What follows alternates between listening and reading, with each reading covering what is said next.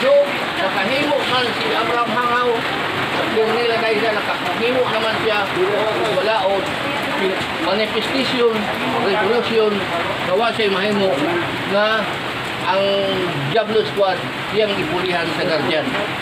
Guardian. Kuwantong Guardian, ang premium Guardian para Diablo katong siya nga si Guardian. Ano? Ito man ang Guardian, premium Guardian. GBI.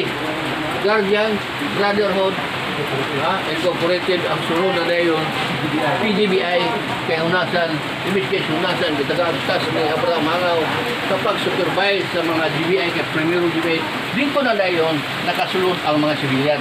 Pwede na dahil ang sibilyan. Nakasulod sa Guardian. Dili lang tanan. Karon wala naman, taksa naman. Kami mga original, taksa na lang. Walang tulog ng tanan. O ba, nakapahulay na. Wala, kamay na lang may original karon. So, mauna na karon nga si Abraham Hangaw ang atong founder sa Diablo Squad. Bago lang po nagpahulay. Kaya nakatuligan itong pahulay. Taga-Baungon. So, mauna ito, napalong ang Diablo Squad. Kipuli ang Guardian. Mga itong Guardian, nag-usap may umini sa Guardian. Kabalo na mo na umini sa Guardian. So, daghan na rin yung mga sanga-sanga sa Guardian. Ano ka sanga-sanga? Kami, hamad, diniburo.